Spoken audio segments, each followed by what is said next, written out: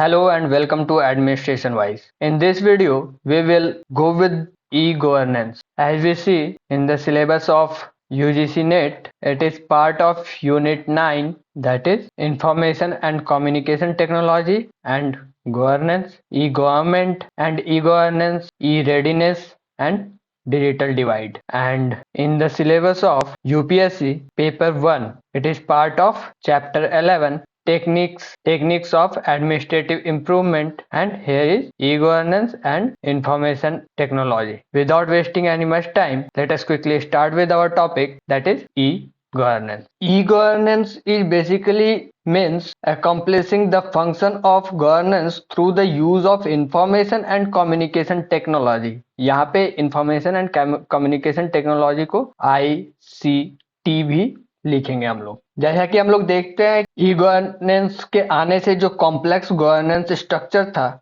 वो काफी सिंप्लीफाई हो गया है, और जो पहले कॉम्प्लेक्स नेचर के कारण गवर्नेंस सिस्टम सिटीजन्स के एक्सपेक्टेशंस तक फ्रूटफुली नहीं पहुंच पा रहा था, वो अब बहुत आसानी से पहुंच पा रहा है. The use of information and communication technology can facilitate the reach of government both geographically as well as demographically without any face-to-face interaction between government officials and citizenry. It also ensures that public services are provided to the citizen in equal manner. So it is basically the digital way of carrying out governance and in order to deliver the government services. और ये सारे functions of governance हम लोग कैसे achieve कर रहे हैं? By the use of information and communication technology. ये आज के modern day complex governance system के लिए एक सॉल्यूशन के तौर पे देखा जाता है. इलेक्ट्रॉनिक मीडिया का जब यूज कर रहे हैं हम लोग गवर्नमेंट के गवर्नेंस को डिलीवर करने के लिए, it ensures to provide the government services to the citizens in equitable manner to all the citizens. कुछ फीचर्स है इंफॉर्मेशन एंड कम्युनिकेशन टेक्नोलॉजी के. It is an efficient way of storage and retrieval of the government data. It facilitates the fast transmission of data. Even very large amount of data can be processed in transparency, accountability और responsibility भी ensure कर रहा होता है e-governance. Definitions, कुछ important definitions different organizations के द्वारा जो दिए गए हैं उसको देखते हैं. तो वर्ल्ड बैंक डिफाइन करता है e-governance को as the use by government agencies of information technologies such as wide area network हो गया, इंटरनेट एंड मोबाइल कंप्यूटिंग हो गया, जिसके पास ये एबिलिटी है कि वो ट्रांसफॉर्म कर सके रिलेशंस को गवर्नमेंट और सिटीजन्स के बीच में G2C, गवर्नमेंट और बिजनेस के बीच में G2B और other arms of the government. And this leads to the benefit of lesser corruption, increased transparency, greater convenience, revenue growth and cost reduction. Increased transparency, greater convenience, revenue growth and cost reduction. Second in this row is UNESCO. UNESCO ने भी definition दे रखा है e-governance का.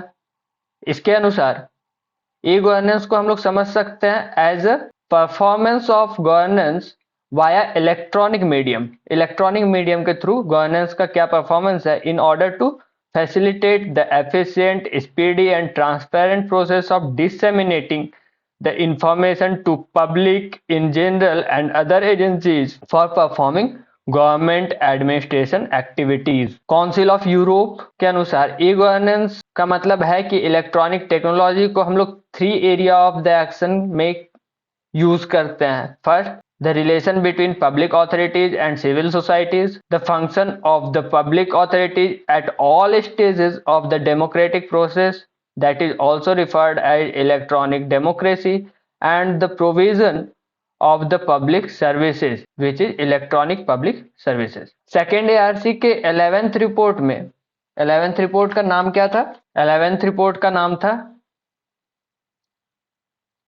Promoting e-governance, the smart way forward. इसके अनुसार e-governance is basically the use of information and communication technology at all level of the government to provide the services to the citizens to increase the interaction in the business and communication and exchange of information in speedy, convenient, efficient and transparent manner. Truman and Lenk करके एक thinker है जिनके अनुसार E governance is a global phenomenon and it is the most recent paradigm of the public administration.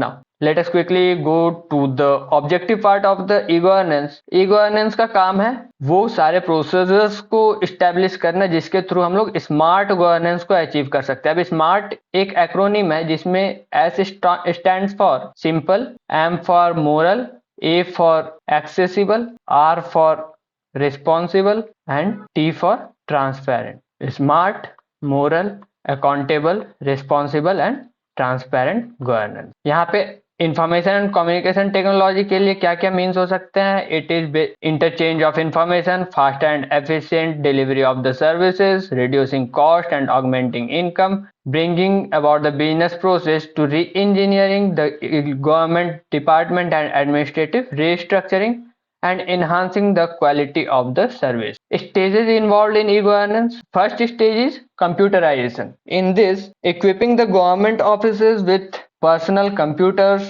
for the purpose of word processing, later on data processing, and also started on these computers. In computers पे data processing और word processing जैसे functions हम लोग करेंगे, लेकिन इससे पहले हम लोगों को गवर्नमेंट ऑफिसेज को कंप्यूटराइज करना होगा. After this, we will move forward to the networking. In this phase, different government entities will be connected through sharing of information and data. After that, online presence. Sufficient infrastructure जब develop हो गया है, उसके बाद broadband internet connectivity लाई जाएगी. General culture develop किया जाएगा कि वेब बेस्ड वेबसाइट्स हो सारे गवर्नमेंट डिपार्टमेंट्स का, मीन्स ऑनलाइन गवर्नमेंट अपना प्रेजेंस शो करने लगे. ट्विटर पे अकाउंट हो, फेसबुक पे पेजेस हो एंड गवर्नमेंट वेबसाइट्स डेवलप किए जाए. After that, online connectivity. Online connectivity is one way forward to this online presence. In this, now citizens can interact with government departments and government offices through these websites and Twitter handles, which is basically the two-way communication. Means government to citizen भी होगा और citizen to government भी होगा. Government can also communicate now with the citizens and citizens can also deliver their information and messages to the government offices and departments directly. ऐसे examples हैं हमारे पास आज की डेट में, जैसे MyGov पोर्टल हो गया, ट्विटर हैंडल्स है सारे डिपार्टमेंट्स के.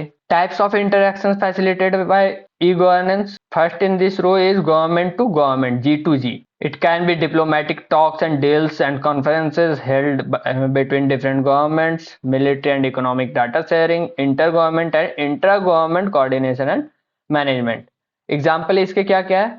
ई चौपाल, इलेक्ट्रॉनिक चौपाल, ई डिस्ट्रिक्ट, उमंग ऐप, ई सेवा, इसके लिए एक ऐप है भूमि करके, एम सेवा विथ भीम ऐप. एम सेवा इज बेसिकली मोबाइल सेवा and Bheem is a mobile payment system. Next one is government to citizens. Government to citizen ensures ease of service and ease of living. Government to citizen initiatives अगर देखें हम लोग government के, तो computerisation of government, computerisation of land records, Bhoomi project, Gyandoot project at the Dhar district of Madhya Pradesh, Lokvani project at UP, project friends in Kerala, e Mitra at Rajasthan, e-Seva at Andhra Pradesh, common entrance exam for different examinations. Even NTA NET is also a common entrance exam. These all are example of government to citizen connections. थोड़ा इसके बारे में देखते हैं. भूमि app क्या था? तो it is online delivery of land records, जिसमें कि 20 मिलियन रूरल लैंड रिकॉर्ड्स, जो कि 6.7 मिलियन फार्मर्स को 177 गवर्नमेंट ऑन्ड किसॉक्स और स्टेट ऑफ द स्टेट्स के द्वारा डिलीवर किया गया था. प्रोजेक्ट ज्ञानदूत, ये जनवरी 2000 में लाया गया था मध्य प्रदेश के धार डिस्ट्रिक्ट में. 2 ऑब्जेक्टिव थे इसके: रिलेवेंट इंफॉर्मेशन डिलीवर करना रूरल पॉपुलेशंस को और एज ए इंटरफेस एक्ट करना between district administration and people. Lokwani, similarly Lokwani of UP, it is public private partnership project at Sitapur district of the Uttar Pradesh November 2004 में initiate किया गया था। इसका objective था कि ये single window self sustainable e governance solution पेश करे in order to handle the grievances such as land record maintenance and providing a mixture of essential services। Project friend Kerala में लाया गया था, जिसमें फ्रेंड्स एक एक्रोनिम है for the fast reliable instant efficient network for disbursement of services। It is basically a single window facility that provides citizens the means to pay taxes and other financial dues to state government। और इसके under में ही जन सेवा केंद्रम्स locate किए गए थे district headquarters में। ई मित्रा एक इंटीग्रेटेड प्रोजेक्ट लाया गया था जो फैसिलिटेट करता है अर्बन और रूरल मासेस को maximum possible services related to state government departments. और इसके लिए लोक मित्र जन मित्र सेंटर्स बनाए गए थे। ई सेवा ये प्रोजेक्ट डिजाइन किया गया था ताकि प्रोवाइड किया जा सके सिटीजन्स को गवर्नमेंट टू सिटीजन और e business to the citizen. इसके तहत all the services are delivered online to the consumers and citizens by connecting them to the respective government departments and providing online information at the point of service delivery। Moving forward, next type is government to business। It basically facilitates ease of doing business। In this we can see digital procurement system, that is e-procurement, e-auctioning, online startup registration system, MCA 21 and IT/CBDT। These are the examples of government to business type of e-governance। Government to employ, अब government itself is a employer, और अगर government employer है तो ये कुछ employees भी रखेगी, और एम्प्लॉयज रखेगी तो इसके लिए भी एक इंटरफेस इसे डेवलप करना पड़ेगा ताकि गवर्नमेंट और एम्प्लॉयज भी आपस में कनेक्ट हो सके। It's basic idea is paperless office and less paper office. या तो बिल्कुल ही पेपर ना हो, ऑफिस में पेपर यूज ना हो, या फिर बहुत कम यूज हो। इसके लिए एक प्रोग्राम है sparrow, smart performance appraisal report recording online window। Now functions of the e-governance system, again 11th report of the second ARC, that is promoting e-governance the smart way forward। इसके अंदर 4 pillar के basis पे define किया गया है functions of e-governance। 4 pillar को deliver करना है। फर्स्ट वन इज प्रोसेस कैसा होना चाहिए? It should be simple, it must be efficient, its process must be citizen centric, sustainable and cost efficient। Second pillar is people, it should be have vision regarding to peoples, it must have leadership qualities, people should have commitments and it must be competent and change oriented in the sense कि वो लोग e governance को accept कर पाए। Next pillar is technology involve करता है architecture, open standard, reliable होना चाहिए टेक्नोलॉजी, स्केलेबल होना चाहिए, ज्यादा से ज्यादा इसमें डेवलपमेंट का स्कोप हो, और it must be secure. And the fourth pillar is resource. तो रिसोर्स के बेसिस पे क्या फंक्शंस होने चाहिए इसके? It should be holistic, efficient, service oriented and adequate according to the use of resources in order to have maximum use or maximum produce by using minimum resources। Objective, what should be the objective? Its objective is incredible transformation, smart governance, simple, moral, accessible, responsible and transparent governance। ज्यादा से ज्यादा citizen friendly हो, citizen इससे connect कर पाए खुद को, and filling the communication and connectivity gap. अब फेस टू फेस इंटरेक्शन में क्या होता था कि ज्यादातर लोग गवर्नेंस तक पहुंच ही नहीं पाते थे, गवर्नमेंट डिपार्टमेंट तक पहुंच ही नहीं पाते थे, तो इस गैप को फिल करने के लिए हम लोग ई गवर्नेंस का यूज करेंगे। सिग्निफिकेंस देखें अगर ई गवर्नेंस का, तो ये ज्यादा स्पीडियर और इजी है, कॉस्ट इफेक्टिव है, बस देयर इज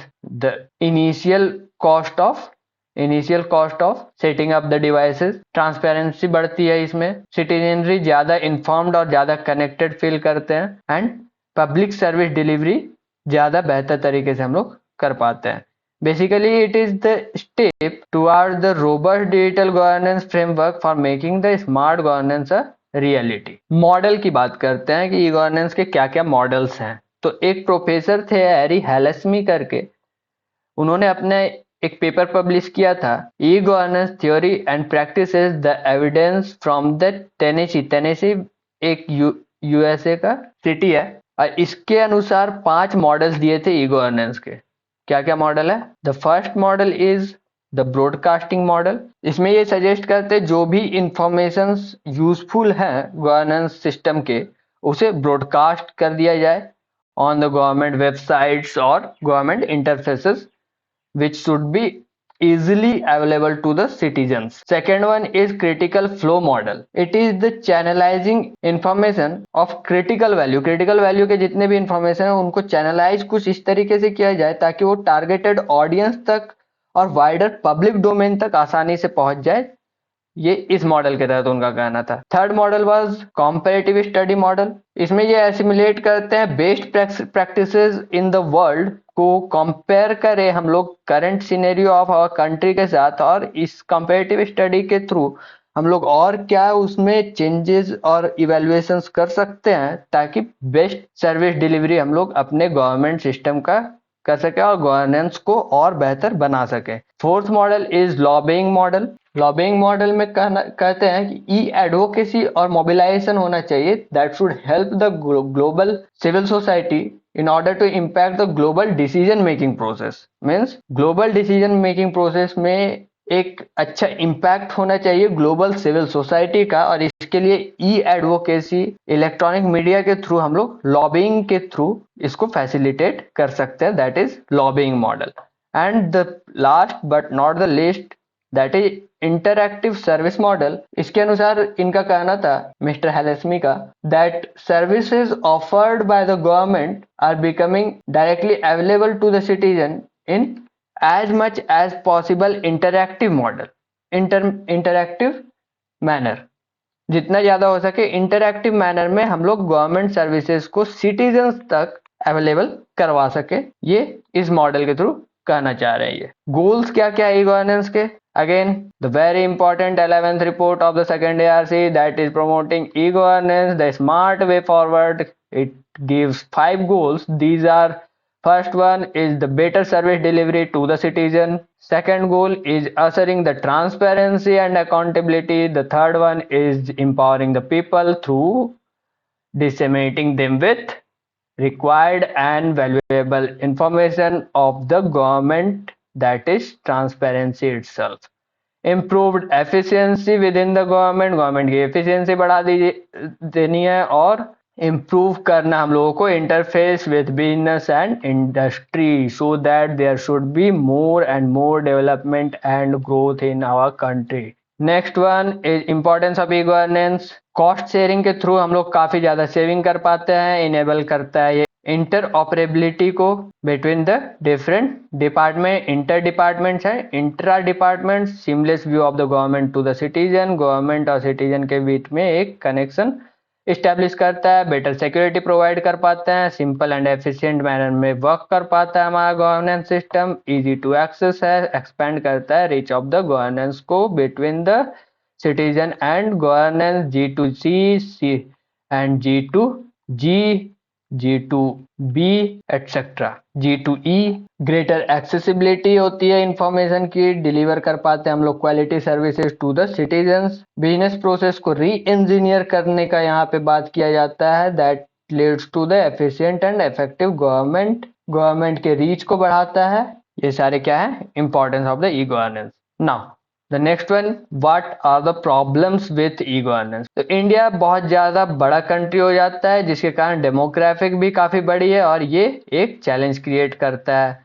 रिमोट एरियाज में इसकी एक्सेसिबिलिटी नहीं है, वहाँ पे इंटरनेट सर्विसेज सही नहीं है, लोग ई रेडी नहीं है, इलेक्ट्रॉनिक रेडी नहीं है, डिजिटल इलिटरेसी है लोगों के बीच में, डिजिटली इल है, वो अभी सही से समझ नहीं पाते हैं, नेटवर्क कनेक्शन सही नहीं है, डेटा इलिटरेसी है। Initial cost of setting up the services काफी महंगा है, वहाँ पे कंप्यूटर सिस्टम लगाना होगा, नेटवर्क एक्सेसिबल करना होगा, लोगों को ई रेडी बनाना होगा, डिजिटली लिटरेट करना होगा, तो ये सारा काफी महंगा है स्टार्टिंग में, but once it setted up it will be very efficient and easy. Infrastructural problems हैं, इंफ्रास्ट्रक्चर अभी से सही से डेवलप हुआ नहीं है, इल मोटिवेशन है, लोग होना नहीं चाह रहे हैं ई रेडी, लोगों को पेपर और बही खाते के बेसिस पे भी काम करना ज़्यादा पसंद है अभी तक, क्योंकि वो traditional way of working of the government है, उनको समझ में ज़्यादा इजीली आता है। वो वे फॉरवर्ड क्या क्या है, इसके तहत हम लोग क्या कर सकते हैं, दैट इज सही रेगुलेटरी फ्रेमवर्क लेकर के आ सकते हैं। दैट इस दिशा में आईटी एक्ट आ चुका है ऑफ 2013, जो आगे के नेक्स्ट वीडियो में हम लोग देखेंगे।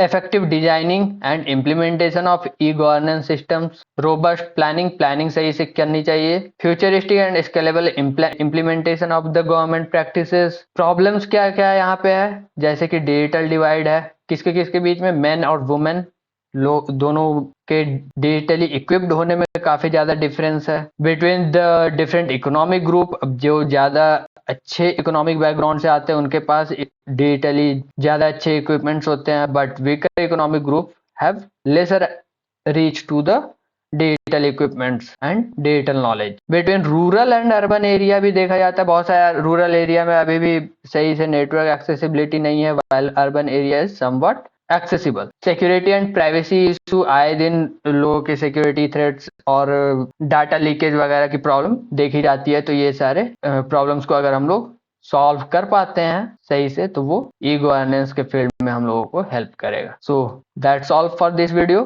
Thank you for your time and patience, and for further update please subscribe to my channel administration wise.